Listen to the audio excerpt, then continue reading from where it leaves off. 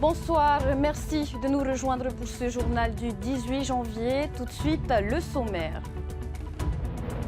Ils s'interrogent sur leur avenir. Les professionnels de santé de l'hôpital du Taoné attendent toujours le vote du budget du CHPF. Un vote encore repoussé. Nous interrogerons à ce propos notre invité, le ministre de la Santé en charge de la protection sociale généralisée, Cédric Mercadal.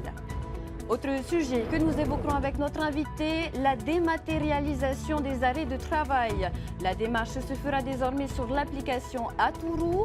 Plus besoin de se déplacer en urgence, mais aussi moins de papier gaspillé. Et ce soir, c'est la reprise de notre rubrique sportive du jeudi, Théara Sport. Au menu du VAA, de la boxe et du volleyball, on retrouve en plateau Oriano Tefao à la fin de cette édition.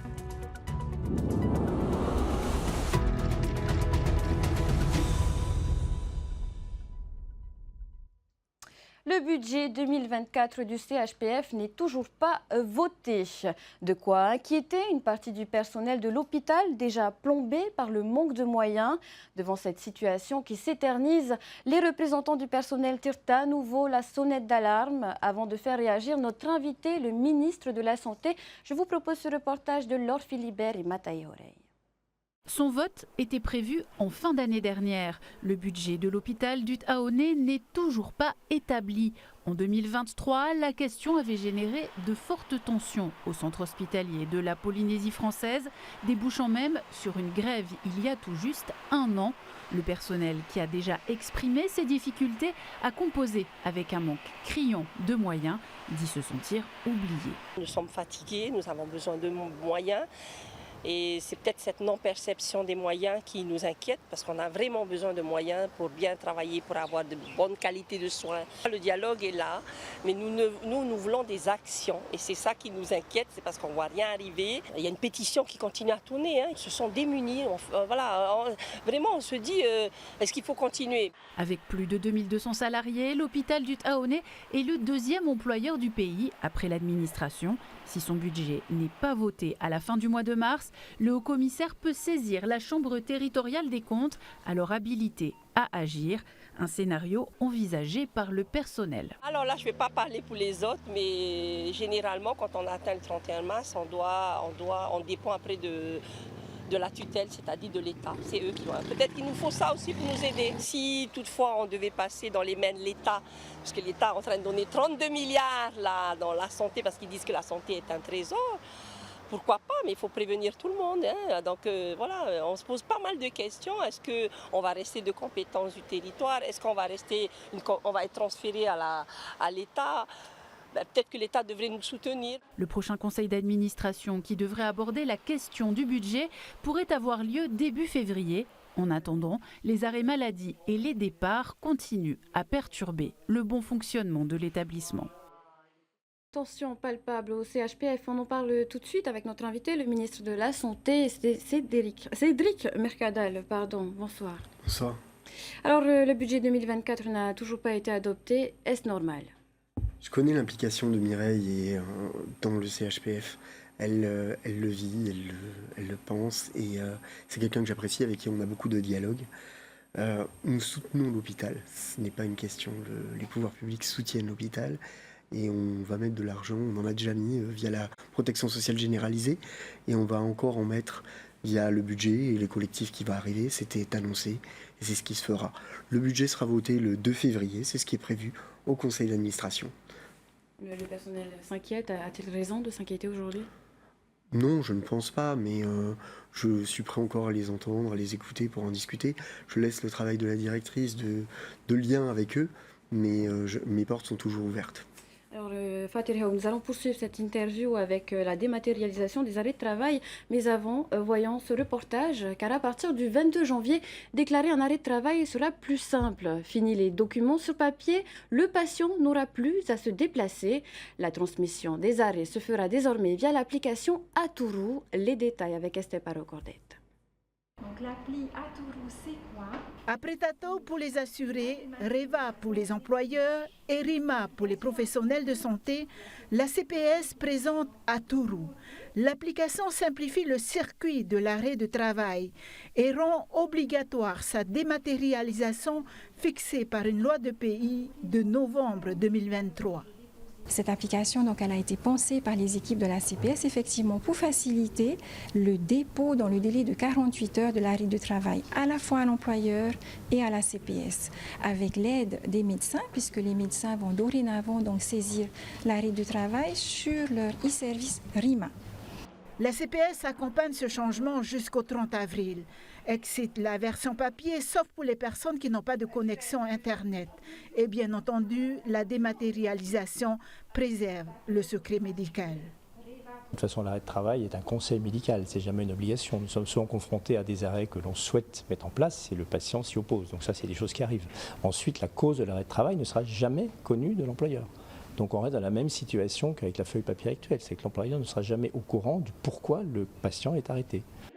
Dans le service concerné, les arrêts de travail explosent. 131 000 ont été délivrés l'an dernier, soit 500 arrêts par jour pour un coût total de 6 milliards de francs. Alors, les arrêts de travail représentaient plus de 3 milliards de francs en 2019, 5 milliards en 2021. À quel point ça pèse sur les comptes ? Ça pèse sur les comptes nécessairement. Quand on parle d'arrêt de travail, on parle de la garantie que l'on donne à tout à chacun d'avoir un paiement de son salaire pendant qu'on est malade. C'est de ça dont on parle. C'est les cotisations, c'est la contrepartie des cotisations aussi. Jouer sur les arrêts de travail aujourd'hui via cette application, ça va permettre une chose en plus. Ça va permettre d'une part de simplifier quand on est au fond de son lit les choses, parce que malade au fond de son lit, on peut le déposer directement à son employeur. Mais ça permet surtout de connaître les causes de cet arrêt de travail, parce que le médecin aujourd'hui va saisir la cause de l'arrêt, la cause de la pathologie, et on pourra détecter au mieux le pourquoi des arrêts de travail. Et à terme, est-ce que ça permettrait également de mieux contrôler, peut-être de lutter contre les abus ? Ça permettra aussi d'établir des... Il y a des abus, il y en aura toujours, tout le monde le sait. Il faudra une vraie politique de contrôle qui soit mise en parallèle. Pour autant, elle permettra de connaître les causes de ces arrêts. Et c'est là de mettre les politiques publiques de santé nécessaires qui permettront de réduire sur le fond les arrêts de travail et leurs causes. Puisqu'on parle de santé, on parle évidemment des comptes sociaux. Justement, où en est la réforme de la PSG annoncée par les gouvernements successifs depuis 15 ans ? Complètement. C'est une chose auquel il faut s'atteler. On avait déjà annoncé qu'il fallait d'abord établir le budget de la CPS pour 2024 et que nous allons avancer ensemble. Le président, lors de ses vœux, à l'ensemble des partenaires et au CESEC, a indiqué la méthodologie que nous allions adopter, qui est celle du dialogue, des travaux de partenariat avec les partenaires sociaux, les associations et l'ensemble de la société civile pour évoluer petit à petit. Un calendrier a été établi, c'est sur lequel j'ai déjà travaillé. La première réunion de travail a eu lieu le 16 janvier avec le président du conseil d'administration de la CPS et le président du conseil stratégique de la protection sociale. Une lettre va partir à l'ensemble des partenaires pour qu'ils donnent leur avis sur ce calendrier de réforme. Une thématique par mois, un projet qui sera présenté, des idées qui seront récupérées sur la thématique auprès de chacun des partenaires intéressés à la thématique, et on avancera ensemble dans le dialogue. L'équité et la justice sont les maîtres mots de cette protection sociale renouvelée. Il sera bien sûr également question de financement. Avez-vous déjà aujourd'hui une idée de comment manquer le manque à gagner lié à la suppression de la TVA sociale ? Le financement est une vraie question parce que aujourd'hui, on peut assister à l'augmentation très importante du coût de la maladie, par exemple. Et on ne va pas le cacher. Mais elle doit s'accompagner de la politique de la réforme fiscale qui est menée par mon confrère, le ministre de l'économie et des finances, Elity Pomaré, avec qui je travaille conjointement. C'est deux réformes qui seront parallèles, mais qui seront à des moments interdépendants, puisque les partenaires en parleront eux aussi. De l'autre côté, nous allons travailler sur les prestations et sur les capacités à financer certaines choses ensemble aussi au regard des cotisations. À quand la réforme exactement ? Quand est-ce que tous les mois. Ce travail de réflexion sera terminé ? Vous aurez tous les mois la réforme. Pour moi, il y a une réforme par mois sur une thématique précise. Quand je l'ai annoncé aux partenaires, ils m'ont dit que c'était ambitieux, mais c'est des choses sur lesquelles tout le monde est d'accord en fait. La plupart des partenaires que je connaissais par ailleurs voulaient voir ces dossiers avancer. Donc une réforme sur chacun de ces dossiers permettra de faire avancer les choses. En tout cas, tout le monde est d'accord sur le fait que l'offre de soins doit être améliorée. Et justement, à ce propos, votre gouvernement a annoncé l'intégration du premier docteur polynésien en médecine nucléaire au sein de l'ICPF, de l'Institut du cancer, en 2025. Il y a débat autour de l'emplacement de cet institut. On parle du domaine Princesse Hayata, mais aussi du CHPF, au sein même du CHPF. Quel est l'avis du pays sur cette question? L'avis du pays, moi, le nucléaire est au cœur de l'action gouvernementale, pour les raisons qu'on connaît. On sait très bien que le fait nucléaire et la question nucléaire touchent intimement ce gouvernement. Et de l'autre côté, on a aujourd'hui un moyen, via la médecine nucléaire, de mieux soigner les cancers. Ce sera intégrer l'ensemble au sein de l'ICPF, parce que c'est une question logique. Il faudra faire de la recherche au sein de l'ICPF, mais il faudra prendre aussi les maladies et le traitement de leurs maladies. Je suis ravi que le médecin polynésien revienne et collabore avec nous dans l'intégration. On lui avait fait une promesse d'embauche. On va l'aider à pouvoir aller en Australie. Et quand il reviendra, en 2025, il pourra s'installer. Richard intégrera donc l'ICPF. Il milite également pour l'acquisition d'un cyclotron en complément du TEP-scan. Sous l'ancien gouvernement, l'acquisition d'un nouveau TEP-scan était annoncée mi-2023 et celle d'un cyclotron mi-2025. C'est toujours d'actualité? Toujours d'actualité. Les TEP-scans, les cyclotrons sont en cours d'acquisition. Il faudra juste avoir un endroit où accueillir le cyclotron en 2025. Et c'est bien pour ça qu'on avait choisi de changer d'endroit, parce que construire un bâtiment après Princesse Hayata va pas mettre un an ou deux, va mettre plusieurs années. On a vu avec le pôle de santé mentale qu'il a fallu quasiment 12 ans pour sortir un bâtiment de terre. L'endroit du centre 15 que l'on connaît tous, la rotonde qui est juste à côté du CHPF, permet d'accueillir ce cyclotron pour pouvoir installer l'Institut du cancer, la médecine nucléaire. C'est entendu. L'Institut Mathilde Flébaud va rouvrir ses portes en septembre. Comment cette réouverture s'organise-t-elle? Alors on est en plein travaux pour désamianter le bâtiment. Néanmoins, ça ouvrira fin septembre. Vers le 20 septembre, ça devrait ouvrir. On pourra accueillir 15 infirmiers, 15 aides-soignants pour la première promo. Et on essaye de les avoir dans les locaux, mais à défaut, on a trouvé des salles, on a lancé un appel d'offres pour des gens qui permettront d'accueillir dans leurs locaux et faire la formation ces futurs infirmiers et aides-soignants que notre Polynésie a besoin. Une bonne nouvelle confirmée. Donc, autre sujet brûlant de l'actualité, la fameuse guerre des pharmacies à Bora Bora. Elle oppose la pharmacie historique à une nouvelle officine tenue par un enfant du Fénois. Malgré l'aval du pays, ce dernier se heurte à la réglementation en vigueur. Va-t-elle être modifiée? On est en faveur du retour des Polynésiens. Vraiment, c'est ce qui est le fer de lance de nos envies, de notre politique. Tout ce que l'on peut faire pour les faire revenir, on le fait. On va faire appel déjà de la décision qui a été posée par le tribunal il y a peu. On avait donné l'autorisation le 7 juin, j'avais donné cette autorisation. Il faut savoir que l'ARAS est allée défendre, la directrice de l'agence sanitaire est allée défendre en nom propre directement l'installation et le besoin sanitaire à Bora Bora, puisque c'était nécessaire d'avoir une deuxième officine. Le juge a tranché d'une certaine façon pour refuser. Mais pour autant, il nous a donné les éléments pour modifier notre réglementation et permettre cette installation que nous voulons au plus vite. Merci, Monsieur le Ministre, pour tous ces éléments de réponse et d'avoir accepté notre invitation ce soir. Merci. Et en bref, changement annoncé à la tête de l'Office polynésien de l'habitat. Nommé en septembre, Oreiho Omana Teururei a présenté sa démission au gouvernement. L'ancien directeur de la délégation à l'habitat et à la ville avait été appelé à la tête de l'OPH par le ministre du Logement. L'appel au jeudi noir lancé par les syndicats de la police nationale dans l'Hexagone a été entendu à Tahiti. En contrepartie de l'engagement à 100% demandé par le ministre de l'Intérieur pour les Jeux Olympiques, les syndicats demandent des mesures exceptionnelles. Solidaire du mouvement national, le syndicat Alliance Police Polynésie a organisé un débrayage ce midi devant le commissariat de Papeete. Il demande lui aussi une compensation, comme nous l'explique Johan Tehihipo, secrétaire territorial du syndicat. On est prêt, on s'est engagé, on tient à rassurer la population. On fera notre métier. Seulement, voilà, on nous demande des mesures exceptionnelles. Ça va générer des heures supplémentaires. Bien évidemment, on en est conscient et on est prêt à les faire. Et donc, on demande évidemment à ce que ces heures supplémentaires soient payées. Et aussi l'octroi d'une prime dite prime Jeux Olympiques à effort exceptionnel demandé. On demande une compensation qui va avec.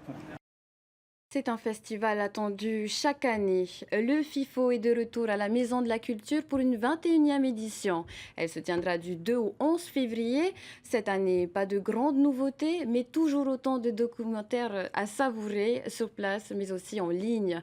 Présentation avec Sophie Guébel, image et interview signée Ndieb. Le FIFO 21e édition, c'est une quarantaine de films. 10 en compétition, 13 hors compétition, 7 courts-métrages et 13 fictions océaniennes sélectionnées. Des films sur plusieurs thèmes qui témoignent de la diversité de l'Océanie, mais également de la qualité technique des productions cinématographiques. Tout le Pacifique sera présent, donc à la fois, comme chaque année, Wallis et Futuna, la Calédonie, mais également le Vanuatu, Rapa Nui, Aotearoa, l'Australie. Donc voilà, un très beau FIFO, beaucoup de rencontres, beaucoup d'animations et des films qui vont nous faire voyager, qui vont nous émouvoir et qui surtout vont parler de nous, vont parler de notre culture et de tous les combats de la région. Au programme, toujours autant d'ateliers, de rencontres et de visionnages. Le FIFO, vecteur essentiel au développement de la filière audiovisuelle depuis 21 ans. Au début du FIFO, il y avait une vingtaine de professionnels de l'audiovisuel. Maintenant, on en est à plus de 100. Ça a permis aussi de structurer, je pense, la profession, mais également d'accompagner ce développement. Donc là, nous, on ouvre une nouvelle décennie, puisque c'est la 21e édition. On souhaite vraiment encourager les jeunes Polynésiens à se tourner vers les métiers de l'audiovisuel. On souhaite vraiment encourager les Polynésiens à venir raconter leurs histoires. Pour cette édition, 15 réalisateurs feront le déplacement. N'hésitez donc pas à venir à leur rencontre. Cette année, une nouveauté est à souligner, la gratuité qui s'étend aux personnes âgées de 26 ans. Elle fait la part belle aux exploits de nos sportifs à l'étranger et elle est de retour après une petite trêve. Place à notre rubrique Terra Sport.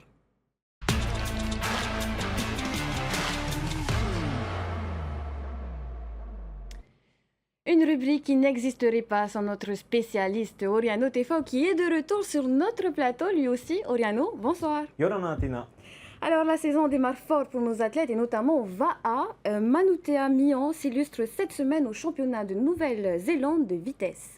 Et oui, le Tahitien participe depuis dimanche à ce rendez-vous qu'on appelle aussi la Wakahama Sprint Nationals qui rassemble près de 3000 compétiteurs locaux. Et ce mercredi, Manutea Mion, qui a la double nationalité néo-zélandaise, s'est imposé en V1 sur 500 mètres. Il a survolé toutes ses séries. Et en finale, il a réalisé un chrono de 2 minutes et 15 secondes. L'année dernière, déjà, Blue Flash, comme on surnomme notre Eto, l'avait remporté sur cette même distance. La compétition dure jusqu'à samedi. Manutea s'alignera aussi en V6 et en Tawati avec le team Pineula. On lui souhaite un grand faillito pour la suite. Direction l'Angleterre maintenant à Manchester où l'on prend des nouvelles de notre médaillé d'or de boxe aux Jeux du Pacifique. Heriani Temarono a participé à la première étape de la Coupe du Monde organisée par la World Boxing. Et oui, la découverte du haut niveau a été difficile pour Heriani, accompagnée seulement de sa mère en tant que coach. Elles ont dû affronter le froid. Moins 2 degrés sur place, rajouter à ça la barrière de la langue et une organisation qui a changé son programme au dernier moment. Résultat, la Tahitienne a eu une rencontre difficile face à une Suédoise. Heriani a été comptée dès le premier round, puis arrêtée à la deuxième reprise. Elle n'a pas été comptée, elle n'a pas été KO, mais l'arbitre a préféré préserver l'intégrité physique de notre championne. On écoute sa mère et coach Hitirere Temarono depuis la salle de boxe. Véritablement, quand on se déplace à l'étranger, c'est de pouvoir bien déjà se préparer côté organisation. Comme nous a dit la pesée officielle, c'est que notre athlète elle devait boxer à 17h. C'est à midi qu'elle a commencé à boxer. Alors notre athlète, elle n'a pas eu le temps de pouvoir déjà s'échauffer. On voit déjà sur la vidéo qu'elle n'était pas prête. C'était tout froid son corps.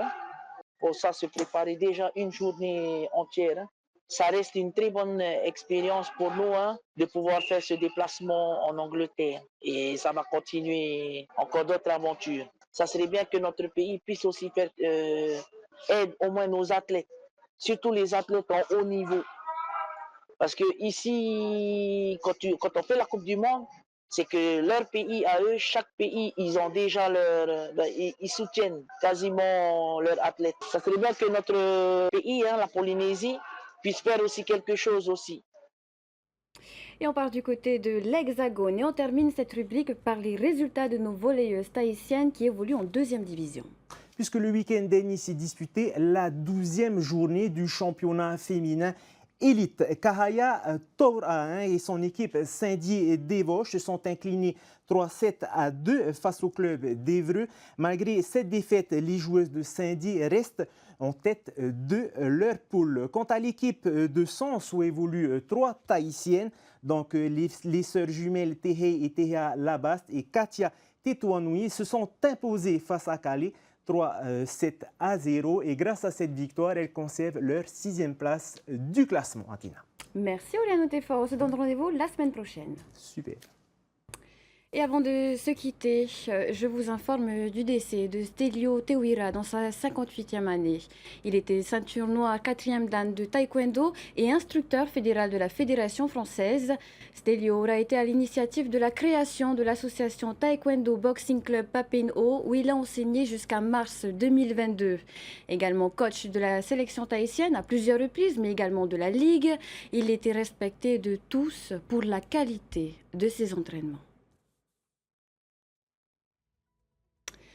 Et on clôture ainsi cette édition d'information. Merci de votre fidélité. Juste après, Moana vous emmène à Oahuka, la seule île des Marquises à avoir instauré un rahui. Puis on enchaîne avec votre série Grey's Anatomy.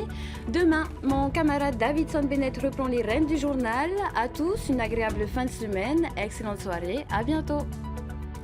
Retrouvez ce journal en replay sur notre site internet et notre application mobile TNTV.